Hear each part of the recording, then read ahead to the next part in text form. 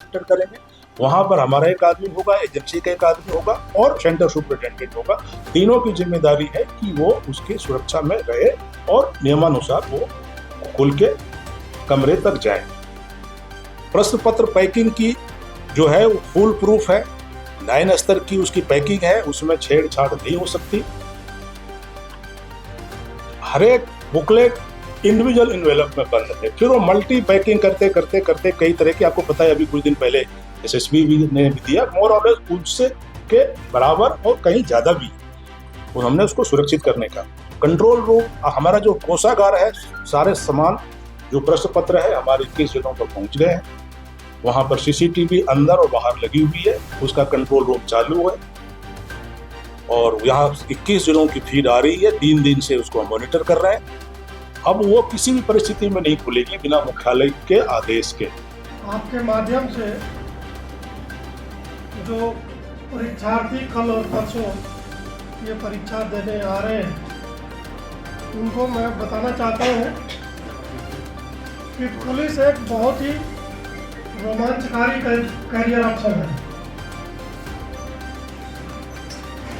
Discipline जरूर रखना पड़ता है। डिसिप्लिन के साथ साथ अगर कड़ी मेहनत की जाए तो ये एक बहुत उम्दा करियर ऑप्शन है। बहुत सारे लोग जो पुलिस की नौकरी छोड़ करके किसी शिक्षा विभाग या और कहीं नौकरी कर रहे हैं, उसमें बहुत सारे लोग पिछले 1.5 साल में फ़ोन करके मेरे से पूछते हैं, ये जो पेपर लीक के खुलासे हुए हैं, क्योंकि ज़्यादातर लोग शिक्षा विभाग के इसके दर्शक रहे हैं, तो वो पूछते हैं कि क्या हम वापस पुलिस में लौट सकते हैं।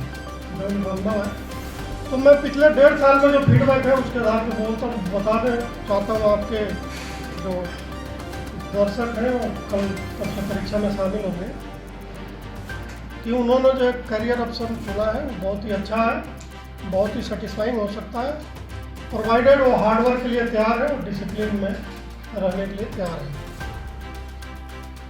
एक और बात मैं अनुरोध करना चाहता हूँ सभी परीक्षार्थियों से, उनके अभिभावकों से, कि यह पुलिस विभाग की परीक्षा है और आप पुलिस विभाग में आने के इच्छुक हैं, जो परीक्षा देने आ रहे हैं, तो कृपया करके जो आपका मूवमेंट है वो भी एक थोड़ा आम दिनों के मूवमेंट से भिन्न होना चाहिए। किसी को, आम जन को यह महसूस नहीं हो कि कहीं कोई जाके के ग्रुप में जा रहे हैं तो कहीं हुड़दंग कर रहे हैं या किसी तरह का कोई लॉलेसनेस कर रहे हैं। तो मैं अनुरोध करना चाहूँगा कि अगर वो परीक्षा सेंटर पर जा भी रहे हैं तो कोशिश करें कि उनके कारण अन्य किसी को कोई असुविधा नहीं हो। बस स्टैंड पे, चौराहों पे जहाँ ये झुंड में इकट्ठे हैं, वहाँ कोई किसी तरह की परेशानी लोगों के लिए, आम जन के लिए, आम नागरिकों के लिए खड़ा नहीं करें।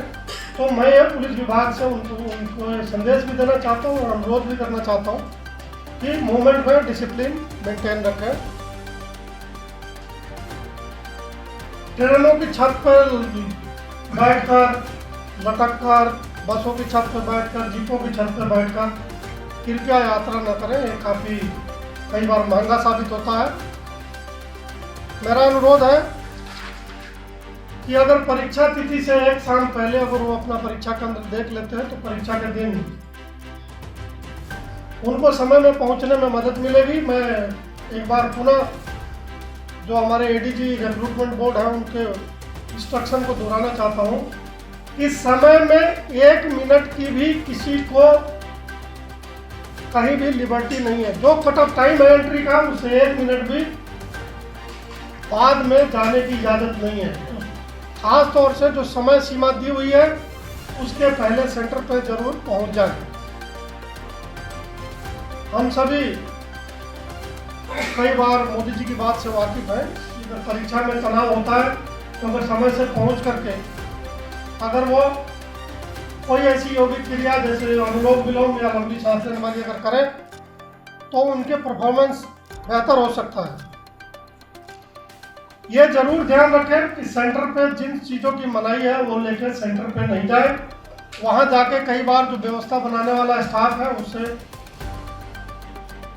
उलझन होती है, कई बार तरह तरह की परिस्थितियाँ पैदा होती है। तो उसमें मैं पुनः इस चीज़ को दोहराना चाहता हूँ कि आपके एडमिट कार्ड पे साफ सुथरा लिखा हुआ है कि क्या तो अलाउड है, क्या अलाउड नहीं है। वैसा सामान लेके नहीं जाना है, क्योंकि वहाँ कोई सामान रखने की व्यवस्था सेंटर के बाहर और उसकी सुरक्षा करने की व्यवस्था पुलिस प्रशासन ने नहीं कर रखी है। जहाँ तक परीक्षा के शुचिता का सवाल है, साफ सुथरे होने का सवाल है, पूरी राजस्थान पुलिस कटिबद्ध है। जो 1.5 साल का अनुभव है उसमें आरपीएससी का भी, आरएसएसबी का जो अनुभव है और जो इन्वेस्टिगेटिंग एजेंसी के रूप में पुलिस का जो अनुभव है, उस सब को शामिल करते हुए जो एक बहुत ही उम्दा व्यवस्था हो सकती है वो व्यवस्था की गई है, ताकि किसी तरह की कहीं से कोई गड़बड़ी नहीं हो। हर तरह की जो गड़बड़ करने वालों के प्रयास हो सकते हैं उसको इमेजिन करके और जो उसको रोकने का प्रयास करना चाहिए वो सारा कुछ किया हुआ है। ये टेक्नोलॉजी का युग है और टेक्नोलॉजी के वो सारे उपाय किए जा रहे हैं जिससे अगर किसी ने गलती से भी कुछ हिमाकत करने की कोशिश की तो समय रहते ही उसको हम लोग पकड़ पाएंगे।